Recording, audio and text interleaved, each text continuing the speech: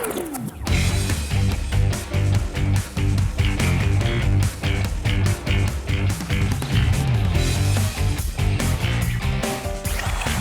hello and welcome to this special edition of Dub Zone, where I'm joined by A-League's commentator Teo Pellizzeri and Sydney FC and Croatian international Bianca Galic. Welcome. The Matildas squad has just dropped. We're going to take you through all the ins and outs right now. Teo, what can you reveal? Well, from an A-League's point of view, two members of the team, Michelle Heyman, the all-time leading scorer of the Ninja A-League, and also Holly McNamara, the current Golden Boot leaders. So a couple of the attackers maybe looking for game time, maybe just there as alternatives to the big guns like Sam Kerr, Caitlin Foord. It's a Matildas team that, for the most part, has all the big names, probably the really unlucky ones. Tamiki Yallop, whose injury we've known about for a while, Charlie Grant, who misses the tournament with injury, and also Sian Fryer, who sadly tore her ACL only recently. Any big surprises for you, Bianca? I think an interesting one for me was probably Alex Chidiac. I know she's been in and out of the squad last couple of years. She's obviously, I guess, pushing through Italy and recently just scored her first goal for the club there.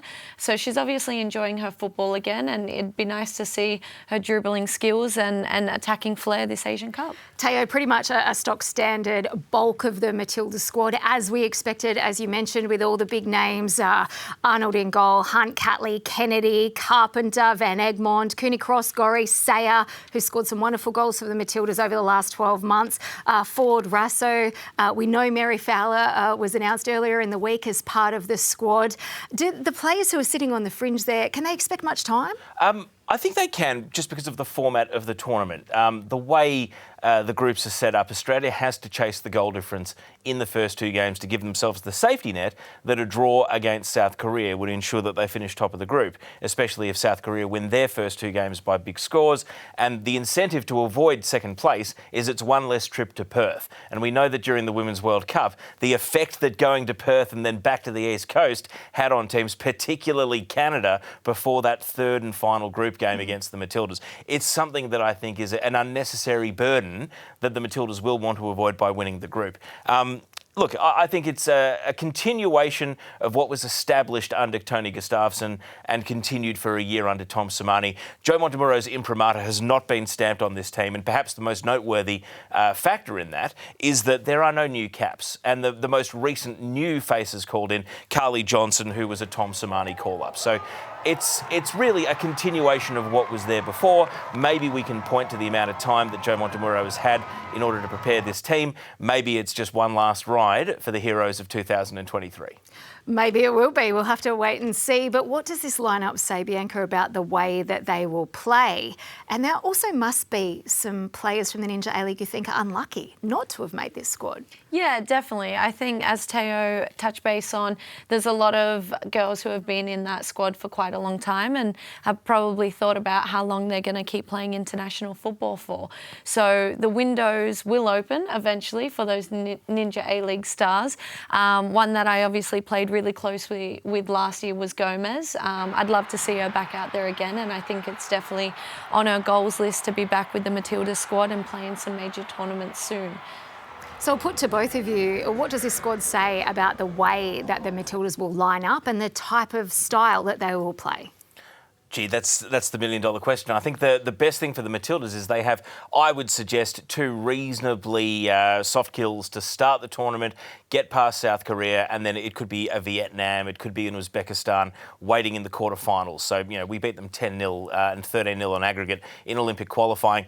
And I think that will help the Matildas, but in terms of a potential semi-final opponent, Japan, I think it will hinder them. Japan are going to be having none of the attention, none of the hype. They will fly under the radar, but they also won't get out of second gear to arrive at that semi-final, and then bam, it'll be 80,000 Matildas fans screaming in their faces. And yes, I'm talking about intangibles rather than football, but at least at the She Believes Cup, we know what Australia versus Japan looks like on a neutral field, and I don't think the gap is so insurmountable that with all the intangibles in Australia's favour, they can't close it and then shock Japan and potentially, knock them out in the semi-final. Well, we'll have our fingers crossed for the Aussies going all the way, Teo. You mentioned Uzbekistan there, of course. They knocked out Samba's Nepal. We've seen Australia play against them in the more recent times. Are there any other teams you think are not walkovers for Australia, but where we can potentially rotate the squad a little more? I actually, funnily enough, think the quarter-final against potentially, Vietnam, a team like that, is where we don't need to chase the goal difference and just need to win, is where potentially the team will be rotated. But you know what? In spite of a lot of the narrative about the 2023 World Cup being the same 13 players we used and we didn't rotate the team enough, it's a shorter tournament. It is one game shorter. You get 5 subs now. I think that we will see in-game a lot more management of situations as well. And also, let's not sell short the fact that unleashing a Holly McNamara or a Michelle Heyman on a team that's already on the canvas isn't going to let up in terms of chasing the goal difference if we need to in those first 2 group stage games. Holly Mack's an interesting one that Teo raises, playing well in the Ninja A-League, hitting the score sheet fairly regularly, but does she have the skill and the ability to jump into international football and bang the goals away the way that we're used to seeing? Yeah, I definitely think, the transition for her, we've obviously seen over the last couple of tournaments. Some newer players haven't had as much ground to cover or minutes as she's had.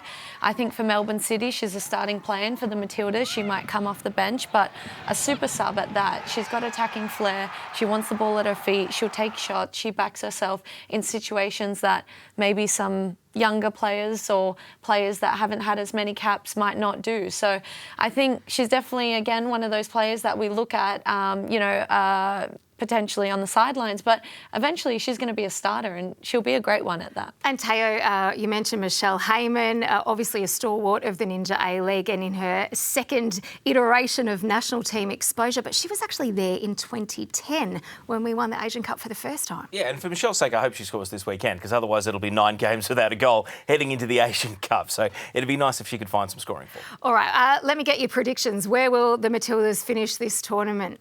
They'll go all the way. They'll win, and then everyone gets chips back in all the way to the 2032 Olympics, baby. The golden generation rolls on. I'm with Teo, 100%. We've got to back our girls, and we know that home soil is a different breed of football, so they're going all the way. Well, there you have it. Thank you, Teo. Thank you, Bianca. And the Matildas squad officially dropped ahead of their Asian Cup in Australia. First match kicking off March 1 against the Philippines in Perth.